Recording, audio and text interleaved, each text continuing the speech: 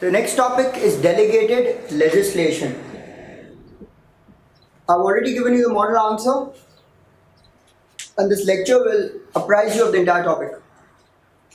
Now, the first thing which we have to understand is that the primary law is made by the parliament, which is known as statute law.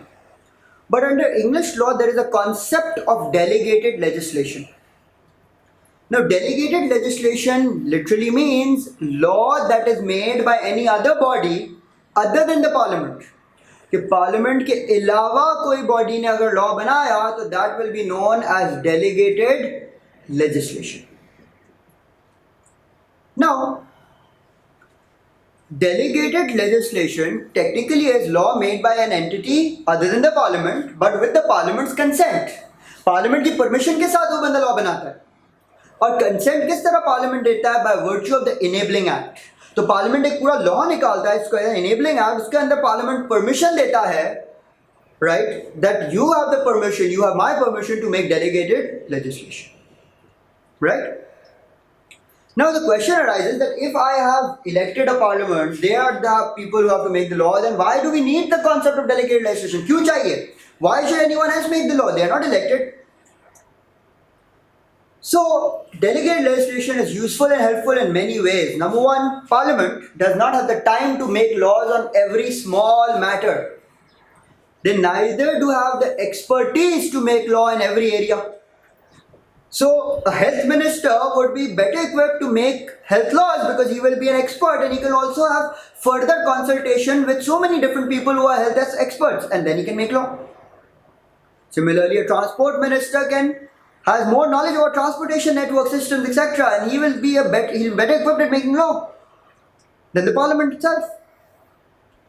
And in emergency times, law is required very quickly. So if law is required very quickly, right, you cannot have delays. And अगर parliament में कोई चीज जाती है तो debate होता है, procedures follow होते हैं, फिर लॉ बनता है. बट अगर लॉ इमरजेंसी में चाहिए तो there has to be a way in which you can make law quickly, and delegated legislation helps out with that. So the concept of delegated legislation is helpful. Now the second thing we have to understand is, okay, delegated legislation is law made by any other entity other than the parliament. It has certain benefits attached to it. But what are the different forms of delegated legislation?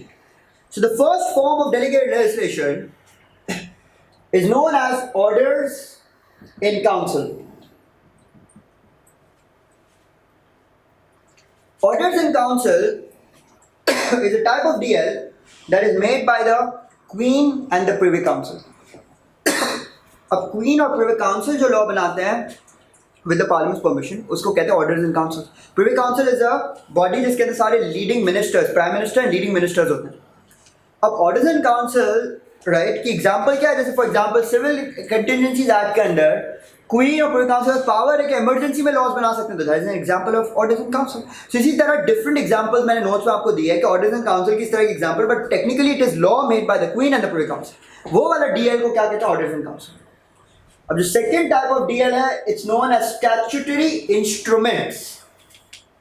अब statutory instruments जो होते हैं वो वाला delegated legislation होता है जो ministers बनाते हैं for their own area of expertise. तो अगर एक मिनिस्टर अपने ही एरिया ऑफ एक्सपर्टीज के लिए लॉ बना रहा है, that is known as statutory instruments. So for example, a transport minister can make law about transport, and health minister can make laws about health, and education minister can make up laws about education, his own ministry. Obviously there will be a parent enabling act होगा, इसमें provision दी होगी. अब statutory instruments is the most widely made, the most amount of delegated legislation is made as statutory instruments. And there's one more statute which is the Legislative and Reformatory Act 2006.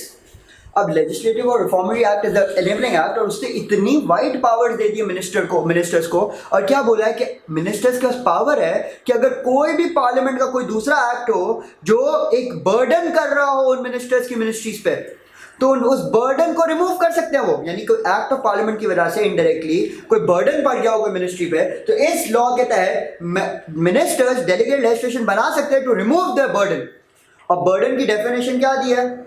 An administrative inconvenience, a financial cost, और a sanction on a lawful activity, कि कोई financial cost लग गया हो, कोई administrative inconvenience हो गई है लॉ की वजह से, एक्ट ऑफ पार्लियामेंट की वजह से, या कोई लॉफुल एक्टिविटी पे सैंक्शन लग गया, तो मिनिस्टर्स खुद स्टैट्यूटरी इंस्ट्रूमेंट बना के उस लॉ को हटा सकते हैं. So very wide power. So statutory instruments क्या है? मिनिस्टर्स जो अपनी मिनिस्ट्रीज के लिए लॉ बनाते हैं, that is statutory instruments, and they have been granted wide powers under Regulatory and Reformatory Act 2006, where they can remove any burden which is imposed by an act of parliament. The third is known as bylaws. The third form of delegated legislation is bylaws. अब bylaws is simple.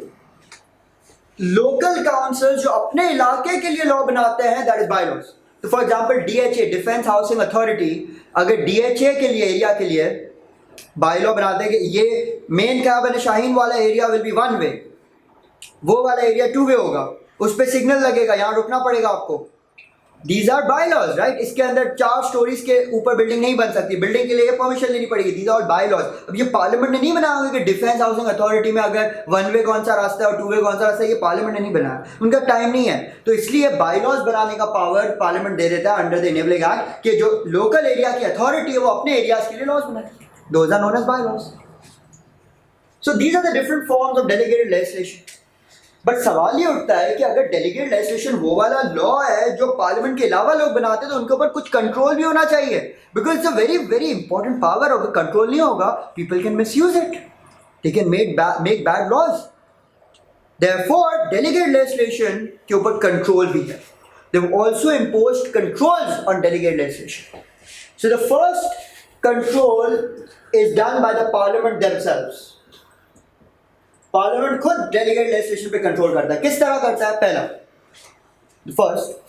the first form of control is that delegated legislation can only be made if there is an enabling act. अगर कोई act of parliament है जो permission देता है किसी को law बनाने के लिए, डीएल बनाने के लिए, तो ही वो बना सकता है. तो अगर पार्लियामेंट परमिशन ही ना दे, तो no one can make DL. So by virtue the enabling act, parliament controls it. And उसके अंदर ही लिमिटेशन भी लिख सकते हैं पार्लियामेंट इनेबलिंग एक्ट के अंदर, कि नहीं आप इस एरिया में नहीं बना सकते, इस एरिया में बनाओगे, इतने टाइम के लिए बनाओगे, so and so forth, right. The first form of control is through the enabling act.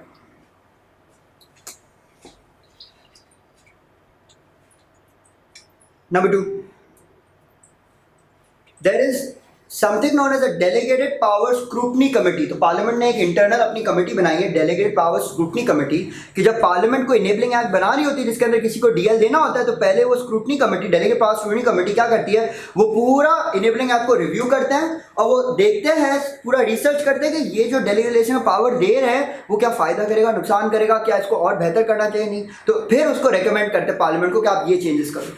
तो जब इनेबलिंग एक्ट बनता है उससे पहले ही डेलीगेटेड पावर स्क्रूटनी कमेटी उन्होंने बनाई है, जो इसको पूरा सही तरह से रिव्यू करती है कि क्या ये फायदा करेगा भी कि नहीं करेगा, कोई और चेंजेस चाहिए इसके लिए कि नहीं चाहिए डीएल के अंदर, राइट. इनेबलिंग एक्ट के अंदर क्या और पावर दे रहा है, कम करना है पावर डीएल का, ये नहीं. Third, scrutiny committee. अब डीएल स्क्रूटनी कमेटी क्या है? डेलीगेटेड पावर स्क्रूटनी कमेटी, कि जब लॉ बना नहीं होता उससे पहले वो रिव्यू करते हैं, पार्लियामेंट को रेकमेंड करते हुए लॉ बन जाता है. अब लॉ एक बार बन गया, इनेबलिंग एक्ट आ गया और डेलीगेटेड लेजिस्लेशन लोगों ने बनाना शुरू कर दिया, मिनिस्टर से बनाना शुरू किया वगैरह, तो स्क्रूटनी कमेटी क्या करती है? अब जब delegated legislation minister for transport ने, मिनिस्टर हेल्थ ने, एजुकेशन ने बना दिए, उस सारे डीएल जो बनते हैं वो सबको रिव्यू करती है स्क्रूटनी कमेटी, और वो देखती है कि क्या कोई डीएल ऐसा तो नहीं है कि अपनी पावर से आगे चला गया बंदा और ऐसा लॉ बना चाहिए जिसका पावर नहीं दिया था उसको, और अगर ऐसा होता है तो they report that delegated legislation to the parliament, और पार्लियामेंट उसको फिर क्या कर सकता है, खत्म कर सकता है. So it's like a police, right. Scrutiny committee like police, के बन गया एक बार डीएल तो वो रिव्यू करते हैं उसको कि ज्यादा पावर तो नहीं हो गया, कुछ गलत तो नहीं कर रही है. Then the parliament also has the power के अगर वो इनेबलिंग एक्ट के अंदर ही लिख सकते हैं क्या लिख सकते हैं कि उनकी मर्जी अगर लिखना चाहे तो, कि अगर ये डीएल बनेगा तो अफर्मेटिव रेजोल्यूशन के थ्रू बनेगा या नेगेटिव रेजोल्यूशन. अफर्मेटिव रेजोल्यूशन का क्या मतलब है कि आप जब भी आप डीएल बनाओगे तो हमसे पूछोगे. तो अगर उन्होंने बोला कि नहीं, हेल्थ मिनिस्टर जब भी डीएल बनाएगा तो अफर्मेटिव रेजोल्यूशन करके, तो एनेबलिंग एक्ट में लिख दिया, तो अब हेल्थ मिनिस्टर जब भी लॉ बनाएगा डीएल तो वो affirmative resolution, meaning he will have to take the permission of the parliament. दूसरा नेगेटिव रेजोल्यूशन. नेगेटिव रेजोल्यूशन क्या है कि अगर डीएल बनेगा तो 40 दिन के अंदर अगर पार्लियामेंट ने उसको मना नहीं किया वो फिर लॉ बन जाएगा. 40 दिन का वो लॉ बन जाएगा और 40 दिन तक पार्लियामेंट के बाद टाइम होगा उसको खत्म कर देगा करना चाहे तो, नहीं करते तो फिर कंटिन्यूस लॉ बनेगा, that is known as the negative. तो ये सारे कंट्रोल्स पार्लियामेंट एक्सरसाइज करता है on delegate legislation. What scrutiny committee enabling act के जरिए डेलीगेट पावर स्क्रूटनी कमेटी है जो उसको रिव्यू करती है। बनने से पहले स्क्रूटनी कमेटी जो बन जाता है एक्ट, फिर लोगों ने डीएल बनाना शुरू कर दिया, उसको रिव्यू करके रिपोर्ट बैक करती है अगर एक्सेस ऑफ पावर हो गया तो। अफर्मेटिव रेजोल्यूशन नेगेटिव रेजोल्यूशन भी लगा सकते हैं डीएल के ऊपर कि हमसे पूछ के बनाना या फिर बना लो और 40 दिन में हमारे पास राइट है उसको खत्म कर सकते हैं। ये पार्लियामेंट का कंट्रोल है ओवर डीएल। अब हम आते हैं ओके पार्लियामेंट का कंट्रोल तो ये है, लेकिन उसके बाद सेकंड जो कंट्रोल होता है डीएल के ऊपर वो किसका कंट्रोल होता है? Of the courts. Courts can also control delegate legislation. Courts किस तरह कंट्रोल करते हैं delegate legislation? That if any DL is ultra vires, अगर कोर्ट्स के सामने कोई डीएल चैलेंज करता है और वो अल्ट्रा वायरिस, अगर ultra vires mean goes beyond the power, तो फिर कोर्ट्स उस डीएल को खत्म कर सकते हैं। लेकिन उसके लिए क्या होता है, मुझे किसी पार्टी को कोर्ट में केस करना पड़ता है अगेंस्ट डेलीगेट लेजिस्लेशन। तो अगर किसी मिनिस्टर ने डीएल निकाला तो किसी पार्टी को कोर्ट में जाके चैलेंज करना पड़ेगा कि सॉरी दिस अल्ट्रा वायरिस, और कोर्ट्स ने अगर डिटरमिन कर लिया कि अल्ट्रा वायरिस है तो वो खत्म हो जाएगा। ऐसे बड़ी mushroom case, minister for labour ने मशरूम ग्रोअर्स के ऊपर एक डीएल बनाया, लेकिन मिनिस्टर ऑफ लेबर ने एक मशरूम ग्रोअर्स की यूनियन थी विच हैड 70% या more than 70% of mushroom growers, उनको पूछा ही नहीं, कंसल्ट ही नहीं किया उनसे और लॉ बना दिया। तो उन सब ने केस किया और कोर्ट ने बोला कि आपने कंसल्ट ही नहीं किया, इतनी बड़ी एक ऑर्गेनाइजेशन से जहाँ पे 70% मशरूम ग्रोअर्स हैं और लॉ ही उनको अफेक्ट करता है, उनसे पूछ के बनाना था, कंसल्टेशन करके करना था, वो ही नहीं किया। Therefore, the act has gone beyond the powers that you were given to you. DL has gone beyond the powers that are given to you. Therefore, ultra virus. So, ultra virus याद कब होता है कि जब, for example, it has gone beyond the power, या the person has sub-delegated the power of DL किसी और को। मैं मिनिस्टर हूँ, मैंने अपने सेक्रेटरी को बोल दिया तुम DL बनाओ, जब एक्ट में लिखा ही नहीं ऐसा तो फिर सेक्रेटरी कैसे बना सकता है? अल्ट्रा वायरस हो जाएगा। या कोई टैक्स इंपोज कर लेते हैं और लिखा नहीं है वहाँ पे, क्योंकि टैक्स इंपोज नहीं कर सकते DL के जरिए अनलेस इनेबलिंग एक्ट में लिखा। सो कोर्ट्स इसको क्या कर देंगे? Ultra vires. अब अभी तक हमने क्या पढ़ा कि डेलीगेट लेजिस्लेशन क्या है? It is law made by any other entity other than the parliament. And DL के डिफरेंट फॉर्म्स हैं। क्या फॉर्म्स है? Orders in council, Queen Privy Council बनाती है, स्टार्टिंग में मिनिस्टर्स बनाते हैं, एंड बाय लॉ जो लोकल अथॉरिटीज बनाती है। और उसका कंट्रोल कौन करता है? पार्लियामेंट के कंट्रोल्स है और कोर्ट के कंट्रोल्स हैं। अब उसके बाद क्या हमें समझना है कि ओके फाइन, डीएल के एडवांटेजेस क्या है? बिल्कुल एडवांटेजेस है, time saving, cost saving, right.